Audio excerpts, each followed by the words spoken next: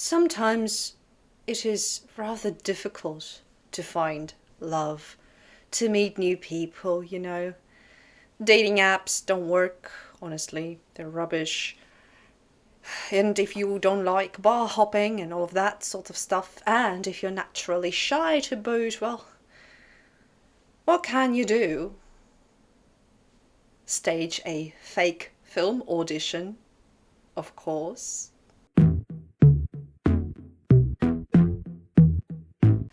Welcome to Check That Book, a special place on the internet where you and I get familiar with arguably the most disturbing books ever written, and other media as well. But today we are looking at Ryu Murakami's 1997 Audition. Audition is notorious for its film adaptation by none other than Takashi Miike, but we're not going to look at the film today. I've only recently completed the book, and I have a few things I need to warn you about before you dive deeper into this work. It is a bit chilly here. So, the book itself, it's well written in typical Murakami's fashion. Not Haruki, Ryu Murakami, we're talking about that one, the dark one. And if you haven't checked out my other videos, go browse, there's a plethora already, and we're already talking about Murakami in the miso soup, that is. The link will be in the description if you're interested in that. But Audition, yeah, I've wanted to read the novel because obviously I've seen the film, I know what it's infamous for, and I'm ready to discuss both. But today the book. So, this middle-aged businessman sets up a fake film audition just to meet girls, women, potential brides. Nothing sinister here, but still, the very first red flag you can encounter.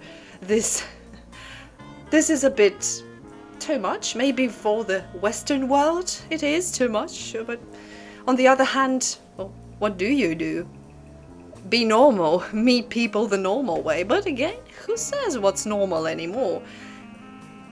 This premise already is, to a degree, abuse of power. And that on its own is disturbing. I myself, as a freelance actress, go to auditions, and you can imagine how many times I was genuinely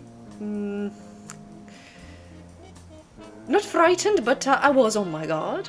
And it is not because of this particular book. I've just recently read it. No, this is because it's no longer safe. To be honest, if you think about it, and if you are familiar with the world of the disturbing art, be it literature, cinematography, literal art, etc., the world has never been safe. Not just for women, for young girls, who audition for stuff. No, for anyone for that matter. But of course, if you are a female, especially on the younger side, auditioning for jobs, acting jobs, modeling, this is a very, very dangerous place. Dangerous waters to swim in, I'd say. And you have to have protection, whatever it might be for you. So, I digress, but this concept on its own is creepy, and yeah, sure, half of the book is basically your romance kind of novel, which is not bad. Sometimes it's nice for a change, and it also makes the revelation at the end that more horrifying. The horror is rooted more in this anticipation rather than, blood and gore that we do get towards the end. But to me, it is the concept. The concept that kickstarts the plot of the book. This fake-ass audition. And whilst in this particular case, our protagonist, he didn't mean no harm. He was just looking to, meet women for a date and a possibly serious relationship.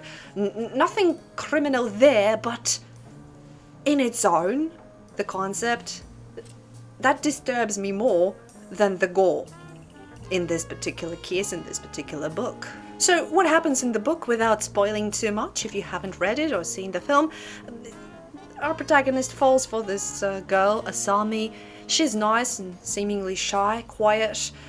They start dating, which is why, again, first half of the book is dating, romance, novel kind of stuff, which I normally dismiss because it's not my thing. However, at the end you go, boom, wow. The inconsistencies with Asami's past, everything begins to slowly resurface, and I do understand that many readers will find this book a bit maybe boring and draggish, as I like to say.